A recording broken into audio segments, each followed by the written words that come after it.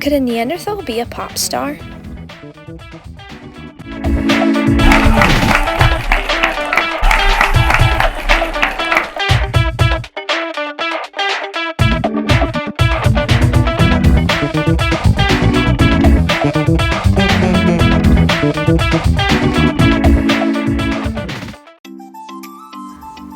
Well, first, could a Neanderthal speak?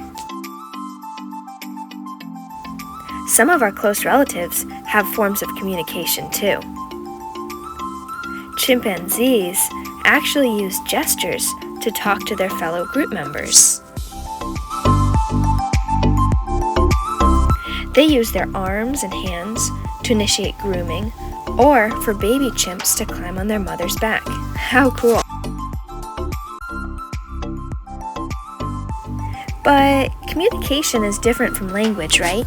Somehow, when we speak languages, we make really precise sounds in our throats and use letters to share very specific meanings through words and grammar. How are we able to do so? Can you make a humming noise? Now place your hand on your throat and do it again. Can you feel the vibration? Those are your vocal cords. They are located in a part of your throat called the larynx, and they vibrate the air, causing sound. The vocal cords and the larynx are both supported by a bone, shown in green, called the hyoid bone. It looks a little bit like a horseshoe.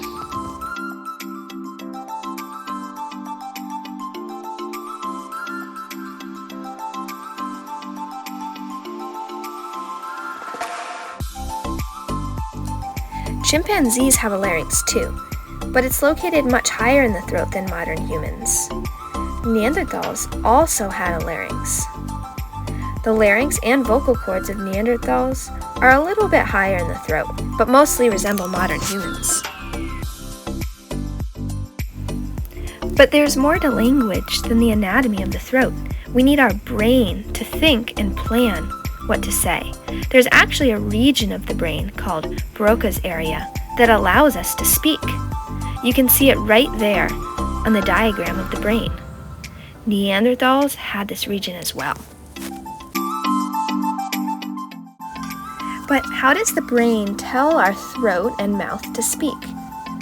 The brain is connected to the rest of our body through nerves, which send messages to our muscles telling them to move or relax. One very important nerve connects the brain to some essential tongue muscles. Scientists study this nerve using the skull. The nerve passes through a small hole in the bone, almost like a train passes through a tunnel to get to its destination. It turns out that Neanderthal skulls show evidence that they had this important nerve too.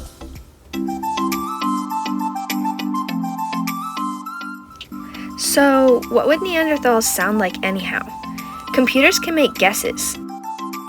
For example, here's what some vowels sound like when a modern human speaks. And here's what some vowels would sound like if a Neanderthal spoke.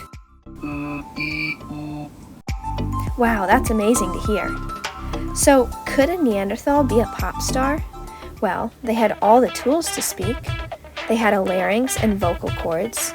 Their brain seems capable of processing language, and they had important nerves that connected their brain to their throat and tongue. There's a lot of evidence that Neanderthals were capable of communicating with spoken language. Now, the only question is, would a Neanderthal even be a good singer?